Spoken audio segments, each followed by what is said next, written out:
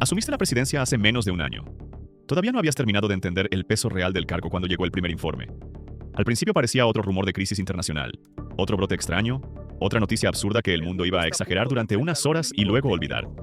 Pero esta vez no era una exageración. Esta vez el enemigo tenía dientes, avanzaba sin cansancio y convertía a los vivos en más muertos con cada mordida. El primer foco apareció en Estados Unidos. Un hospital, luego otro, después una comisaría, después una autopista, después una ciudad entera dejando de responder. Al principio los analistas hablaron de violencia extrema, de droga, de histeria colectiva, de una nueva droga sintética, de terrorismo biológico. Pero en cuestión de horas la verdad se volvió imposible de ocultar. No, las imágenes eran demasiado claras. Hombres y mujeres que habían dejado de ser personas. Cuerpos moviéndose con hambre, arrancando carne, atacando sin miedo, sin dolor, sin pausa. Y tú, desde el Palacio Presidencial, entendiste algo que nadie quería decir en voz alta. Si el brote ya estaba en Estados Unidos, tu país tenía menos de una semana. Menos de una semana para prepararse. Menos de una semana para decidir si seguirías siendo presidente de una nación o el último administrador de un colapso. Ordenaste convocar al Gabinete de Seguridad de inmediato. Defensa, Interior, Inteligencia, Salud, Cancillería, Policía Nacional. Todos llegaron con la cara rígida, algunos negando todavía la magnitud de lo que veían. Les pusiste los videos sobre la mesa, los reportes clasificados, las estimaciones de propagación, los mapas con rutas aéreas o de comerciales y fronterizas. El silencio que siguió fue peor que cualquier grito, porque en ese silencio nació la única pregunta que importaba. ¿Cómo gobiernas un país cuando el mundo empieza a morir? La primera decisión fue cerrar fronteras y controlar entradas aéreas, terrestres y marítimas. No por miedo a la imagen internacional, no por diplomacia, por supervivencia. El costo político era enorme. Te acusarían de alarmista, de autoritario, de romper acuerdos, de paralizar comercio. Pero el comercio no sirve de nada si el virus cruza con los pasajeros de un avión, con un contenedor, con un bus de frontera, con un marino desesperado o con un refugiado mordido que nadie revisó. Los primeros días fueron una guerra contra el tiempo. El Estado todavía funcionaba, pero ya se notaba el temblor en los cimientos. Ya las cadenas de mando se estiraban. Los ministros pedían instrucciones más claras. Los gobernadores querían saber si debían informar a la población. Los militares pedían autorización para intervenir antes de que la situación saliera de control. Y tú sabías que, si actuabas demasiado tarde, te llamarían débil. Si actuabas demasiado pronto, te llamarían tirano. Pero la historia jamás premia al presidente que intenta caer bien. Premia o castiga al que toma la decisión correcta antes de que sea popular. Convocaste a las Fuerzas Armadas y les hablabas con una voz que no estaba hecha para discursos, sino para resistencia. Les dijiste la verdad. No había espacio para el optimismo. No había espacio para la duda. El país debía prepararse para una emergencia total. Protocolos de cuarentena, protección de instalaciones estratégicas, custodia de agua, alimentos, energía, hospitales, depósitos de combustible, radios y centros de transmisión. Definiste zonas prioritarias como si estuvieras dibujando el mapa de una futura batalla civil. Porque eso era exactamente lo que se avecinaba. Los militares aceptaron al principio. Todos los ejércitos obedecen mientras creen que el mando sabe lo que hace. Pero tú también sabías que la obediencia es frágil cuando el miedo entra en los cuarteles. Mientras tanto, la población todavía no comprendía el tamaño del desastre. La gente veía las noticias y pensaba que estaba lejos. Pensaba que el océano, las fronteras, la distancia, la burocracia y la suerte serían suficientes. Pero en un mundo hiperconectado, la distancia no protege, solo retrasa. Las redes sociales se llenaban de teorías, memes, desinformación, pánico y negación. Y algunos decían que era un montaje, otros que era una operación militar, otros que era una enfermedad más. Tú veías todo eso con una certeza dolorosa. El país no estaba discutiendo sobre si el apocalipsis era real. Estaba discutiendo sobre cuánto tardaría en llegar a su propia puerta. Cuando el primer vuelo internacional fue desviado, la crisis dejó de ser teoría. Cuando el primer puerto suspendió operaciones, la crisis dejó de ser lejana. Cuando el primer informe de un grupo mordido en una ciudad fronteriza llegó a tus manos, entendiste que ya no estabas conteniendo un rumor. Estabas conteniendo una avalancha. La infección entró como entran todas las catástrofes verdaderas, por un lugar que nadie había fortificado lo suficiente. Un aeropuerto secundario, un punto de revisión, un camión con pasajeros enfermos, o un médico que todavía no sabía qué estaba tratando. Un hombre que había sido mordido horas antes y seguía caminando. Una chispa. Nada más. Y luego el fuego. La primera ciudad cayó en cuestión de horas. La segunda al día siguiente. La tercera dejó de comunicarse antes de que pudieras enviar ayuda. Y entonces comenzó el verdadero infierno. El colapso simultáneo de la confianza. Porque un presidente puede ordenar tropas, cerrar carreteras y movilizar helicópteros. Pero no puede obligar a la gente a no entrar en pánico. No puede impedir que los supermercados se vacíen en una mañana. No puede evitar que la gasolina desaparezca de las estaciones. No puede hacer que millones de personas mantengan la calma cuando escuchan que otro país vecino ya está perdido y que en las pantallas del mundo se ven avenidas repletas de muertos caminando. El hambre apareció antes que los zombies en muchas zonas. Ese fue el segundo golpe. La gente salió a comprar arroz, agua, latas, medicinas, pilas, velas, botellas, gasolina. Los mercados se volvieron campos de batalla. Los supermercados cerraron sus puertas y aún así la muchedumbre intentó forzarlas. Los camiones de abastecimiento no podían pasar porque las rutas estaban bloqueadas por fugas, saqueos y barricadas improvisadas. Los primeros precios se dispararon. Los rumores hicieron el resto. 1 kilo de harina se volvió tesoro. 1 litro de agua empezó a valer más que una tarjeta bancaria. Un hospital sin resguardo se convirtió en una trampa. Un barrio sin policías se convirtió en territorio libre para cualquiera con suficiente desesperación. Y tú, desde el centro del poder, empezaste a sentir la verdadera soledad del cargo. Sí, porque cuando el país todavía cree que en ti, te llama presidente. Cuando el país empieza a romperse, te llama culpable de no haber sido más rápido. Ordenaste usar la radio y la televisión nacional. La población debía escuchar una sola voz. Una voz firme. Una voz que no prometiera milagros, pero que evitara el vacío. Les hablaste con honestidad brutal. Dices que el enemigo existe. Dices que no todos podrán ser rescatados. Dices que deben quedarse en casa, pueden. Almacenar agua si pueden. Evitar multitudes, reportar mordidas, seguir la información oficial y no caer en rumores. Pero en el fondo sabes que una parte del país no obedecerá. La gente nunca cree del todo hasta que el ruido llega a su calle. La siguiente fase fue el control militar del territorio. No era una guerra tradicional. No había frentes, no había líneas estables, no había posibilidad de negociar. Había que limpiar zonas, contener brotes, evacuar instalaciones críticas, defender hospitales, asegurar depósitos, impedir motines y proteger comunicaciones. Cada batallón que enviabas a una ciudad infectada entraba sabiendo que quizá no regresaría. Y aún así, los enviabas, porque ese era el precio de seguir siendo Estado. Pero los soldados también tenían familias. Y ese detalle cambió todo. Porque en cuanto las noticias confirmaron que las grandes capitales extranjeras estaban cayendo una tras otra, el ejército dejó de ser una herramienta abstracta y se convirtió en una red de hombres aterrados. Algunos pedían permiso para ir con sus familias, otros desaparecían de sus puestos.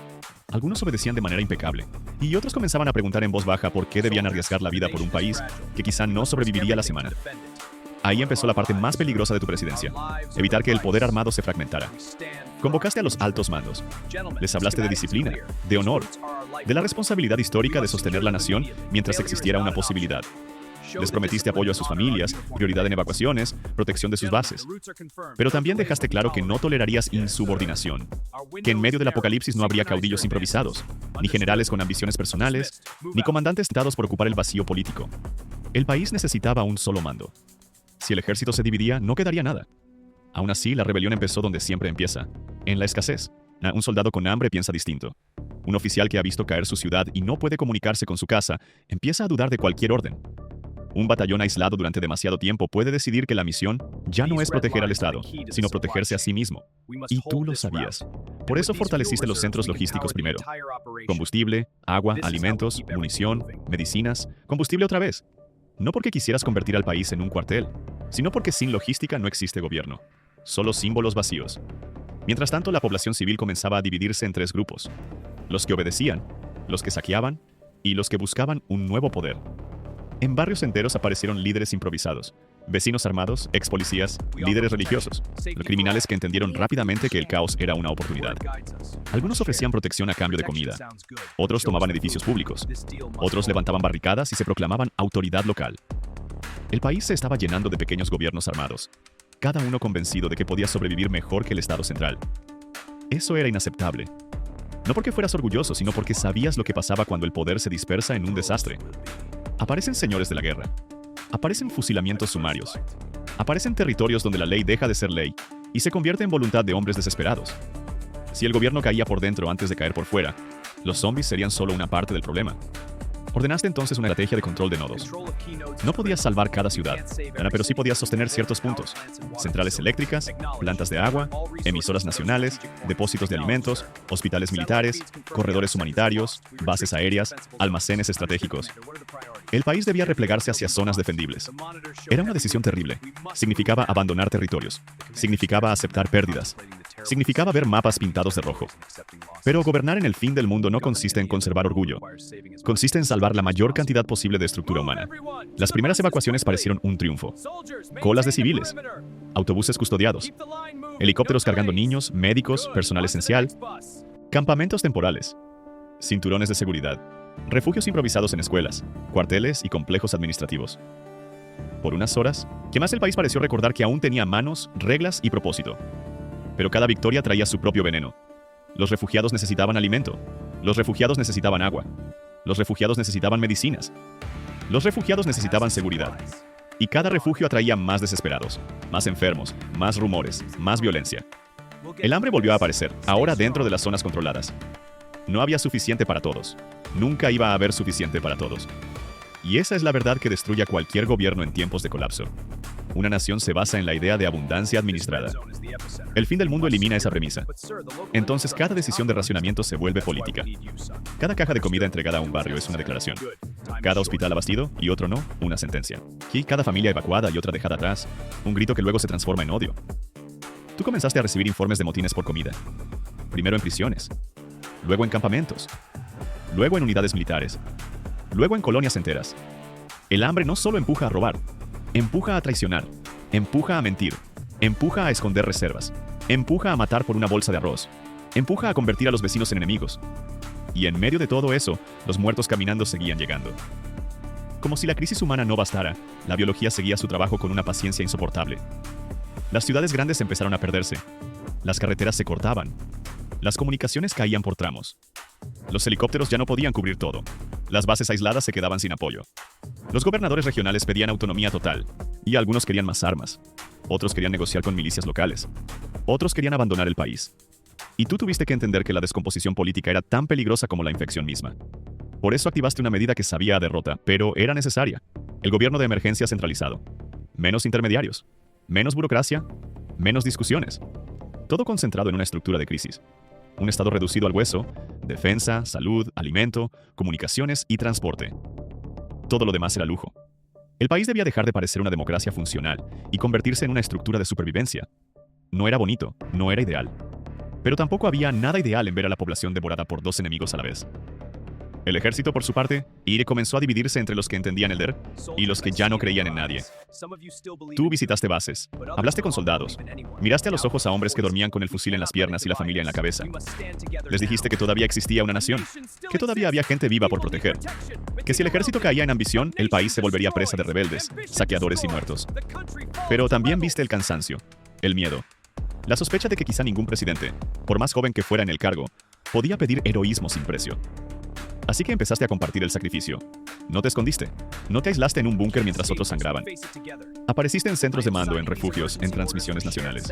Firmaste órdenes de emergencia con la presión de saber que cada firma podía significar vidas salvadas o condenadas.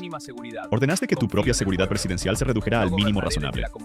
Querías demostrar que no estabas gobernando desde la comodidad, sino desde la ruina. Y esa imagen, aunque imperfecta, sostuvo algo dentro de la población. La idea de que el país todavía tenía un centro. Luego vino el colapso internacional total. Los países vecinos empezaron a informar brotes propios. Los vuelos dejaron de existir. Las rutas comerciales se interrumpieron. Las fronteras no eran ya líneas políticas, sino muros frente a oleadas humanas y biológicas. Las cadenas de suministro globales se rompieron. El petróleo dejó de moverse con normalidad. Las medicinas comenzaron a escasear. El Internet se volvió errático. Las noticias extranjeras mostraban capitales enteras cayendo. Y tú entendiste que el mundo ya no estaba ayudándose entre sí. Estaba compitiendo por sobrevivir. Eso cambió todo. Porque antes todavía podías hablar de cooperación regional, de apoyo internacional, de logística compartida. Ahora solo quedaba una idea: resistir lo suficiente para que algo humano siguiera existiendo al otro lado. El país entró entonces en su fase más oscura. No era solo guerra contra zombies, era guerra contra la fragmentación. Rebeldes tomaron depósitos de comida. Un gobernador declaró control total de su región. Un grupo de militares intentó negociar autonomía a cambio de seguir combatiendo. Células armadas comenzaron a saquear convoyes. Familias enteras huyeron al campo. La capital se volvió una isla política rodeada de rutas inseguras. Y tú, desde el centro, tenías que sostener la narrativa de unidad mientras todo se deshacía. Era imposible mentirle a todo el mundo al mismo tiempo. Así que elegiste una verdad más sutil que la mentira. El país estaba vivo, pero herido. El gobierno seguía en pie, pero en modo de emergencia. Nadie iba a ser rescatado por magia. Cada comunidad debía organizarse. Cada ciudadano debía entender la prioridad del racionamiento. Cada unidad militar debía obedecer una cadena clara. Cada intento de golpe o de apropiación de poder sería tratado como traición a la supervivencia colectiva. Eso no detuvo a todos, pero detuvo a suficientes. Y en medio del caos, surgió una obsesión que te mantuvo despierto. ¿Cómo evitar que el hambre destruyera lo poco que quedaba? No bastaba con repartir comida, había que producirla. No bastaba con almacenar agua, y aún había que proteger las fuentes. No bastaba con tener soldados. Había que evitar que esos soldados se volviera una facción. No bastaba con sobrevivir al brote inicial. Había que construir una estructura que aguantara meses, quizá años, de mundo roto. Ordenaste entonces priorizar agricultura de emergencia, granjas protegidas, centros de conservación, intercambios controlados, cocinas comunitarias, sistemas de racionamiento y cadenas de custodia. La comida era el nuevo petróleo. Quien controlaba el alimento controlaba la obediencia. Y tú no querías que el país se transformara en una guerra de señores locales con almacenes como castillos. Pero el costo fue brutal. Cada región perdida dolía. Cada convoy atacado dolía. Cada niño sin leche dolía. Cada hospital que se quedaba sin antibióticos dolía. Cada radio que dejaba de responder era como si el país perdiera una parte de su propia voz. Y aún así seguiste. Porque el papel del presidente en el fin del mundo no es salvarlo todo. Es impedir que el desastre se vuelva absoluto. En la última fase, la capital fue cercada por 3 amenazas simultáneas. La primera, los infectados que seguían avanzando desde las zonas caídas. La segunda, los grupos armados que querían entrar para tomar el poder. La tercera, el hambre dentro de la propia población refugiada. Ya no había una línea entre guerra externa e interna. Todo estaba mezclado. Los muertos presionaban desde fuera. Los vivos presionaban desde dentro. El gobierno resistía en medio. Y entonces comprendiste el precio final del cargo. Ser presidente en tiempos normales significa prometer futuro. A no ser presidente al final del mundo significa elegir qué parte del futuro todavía merece existir. Tu último gran discurso no habló de victoria. No habló de esperanza fácil. No habló de recuperar cada ciudad ni de volver a la vida de antes. Habló de resistencia. Habló de disciplina. Habló de proteger a los niños, a los enfermos, a los trabajadores esenciales, a los soldados leales, a los médicos, a los ingenieros, a los campesinos, a cualquiera que todavía creyera que el país merecía seguir siendo algo más que un campo de ruinas. Les dijiste que el enemigo no era solo la mordida. El enemigo era la rendición, era el saqueo, era la traición, era el hambre sin control, era el miedo convertido en gobierno. Era la ambición de los que querían mandar sobre cenizas. Y por primera vez en semanas, el país te escuchó en silencio. No porque todos estuvieran de acuerdo, sino porque por fin entendieron que, mientras tú siguieras de pie, todavía existía una posibilidad de orden. Después de eso, ya no fuiste un presidente de ceremonia. Fuiste un comandante de emergencia, un administrador de ruinas, un filtro entre la civilización y la barbarie. Un hombre joven obligado a cargar sobre los hombros una nación entera, mientras el mundo se deshacía en pedazos.